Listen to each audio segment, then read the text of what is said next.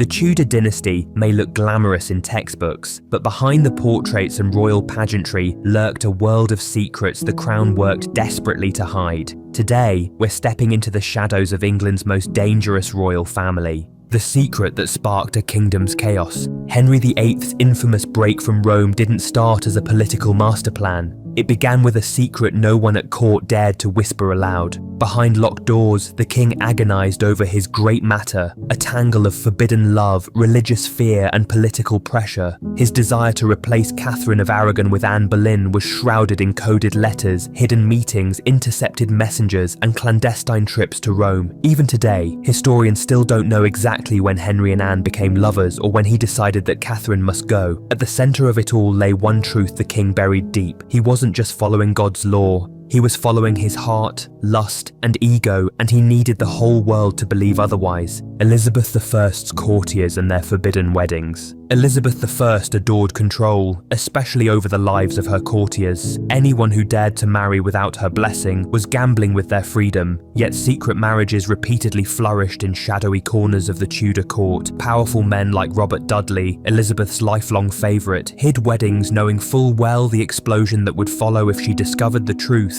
Elizabeth didn't rage because she was loveless or jealous. She raged because secret unions threatened her carefully constructed image of absolute authority. Every forbidden wedding hinted at ambition, alliances, or potential rivals. Behind the golden glow of the Virgin Queen lay a woman constantly fighting to keep her court loyal, obedient, and morally spotless, at least in public. The illegitimate prince who threatened the dynasty.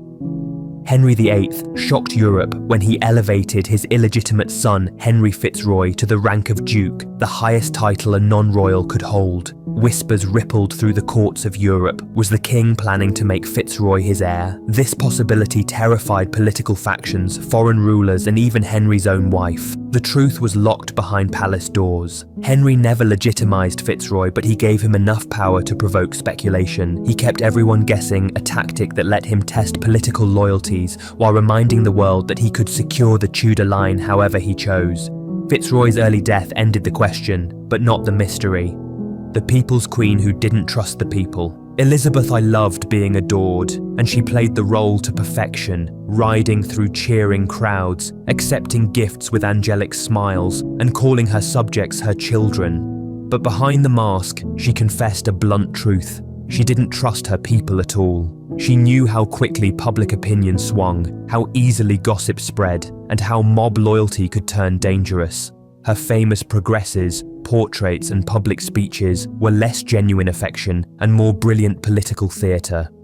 The Virgin Queen wasn't a sentimental ruler, she was a strategist who knew that popularity was a weapon, and she wielded it mercilessly. Elizabeth I's silent war in Scotland. Elizabeth I claimed to want peace with Scotland, but in reality, she manipulated the country like a master puppeteer. Through bribes, spies, and secret alliances, she meddled in Scottish politics with ruthless precision. She exploited rivalries among the nobles and capitalised on the turmoil surrounding Mary, Queen of Scots. Even the murders of David Riccio and Lord Darnley still spark debate over England's involvement. Elizabeth publicly denied everything, smiling sweetly at ambassadors while her operatives encouraged rebellions, funded enemies, and destabilised the Scottish crown whenever England's advantage was at stake. Her interventions were so well hidden that historians still argue about what she knew and what she ordered. When the king died and no one could know, when Henry VIII finally died in 1547, no bells rang, no mourning crowds gathered, and no courtier publicly dropped to their knees. Instead, the council locked the palace down and kept the truth hidden for 3 days. Servants delivered meals to a corpse. Courtiers signed documents using the late king's signature stamp. Horsemen carried forged royal orders as if the king still breathed. The reason was simple and chilling. The Tudor dynasty was too fragile to risk even an hour of uncertainty. Enemies abroad might attack, factions at home might rebel, so the country was ruled by a dead man until his councillors could secure the ports, the treasury, and the 9-year-old heir.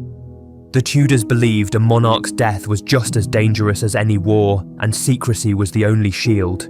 Henry VIII's hidden humiliations. For all his swagger, Henry VIII guarded one secret obsessively: his declining sexual health. Rumours swirled through the court. whispered by frightened servants and disgraced enemies. Anne Boleyn was even accused of mocking his impotence, a humiliation that may have sealed her fate. As the king aged, pregnancies ceased, marriages collapsed, and his body deteriorated. But no matter how frail or impotent he became, the public image of virility had to be maintained. Every mistress, wedding, and accusation was carefully managed so the world would never doubt the king's strength. Behind the facade of a fearsome ruler was a man terrified of appearing weak. Who really killed Mary, Queen of Scots? Mary's execution in 1587 remains one of the most unsettling Tudor mysteries. Elizabeth I cried, raged, and blamed her counsellors, claiming she never intended for the death warrant to be carried out. But few believed that story then, and even fewer believe it now. Elizabeth knew that Mary's existence threatened her reign. Catholic Europe saw Mary as England's rightful queen. The Babington plot gave Elizabeth the excuse she needed. Whether she orchestrated Mary's execution or simply allowed events to unfold, her hands were on the blade that fell at Fotheringhay. The Queen of Scots died proclaiming innocence, while Elizabeth buried the truth beneath layers of denial and political theatre, the secret correspondence that built a new dynasty. As Elizabeth I aged, England faced a terrifying question: who would rule when she died? She refused to name an heir, leaving the kingdom in suspense. In the shadows, Robert Cecil, small, cunning, and brilliant, took matters into his own hands. Using coded letters and hidden messengers, he negotiated directly with James VI of Scotland. Elizabeth knew nothing. The entire future of England was arranged behind her back. Cecil's called Elizabeth 24, James 30, and himself 10. Their correspondence built the Stuart succession that would define the next century. When Elizabeth died, the plan slipped into place flawlessly. The Tudor dynasty ended through secret deals, not royal wishes. If you want more hidden history, make sure to like, subscribe, and turn on notifications.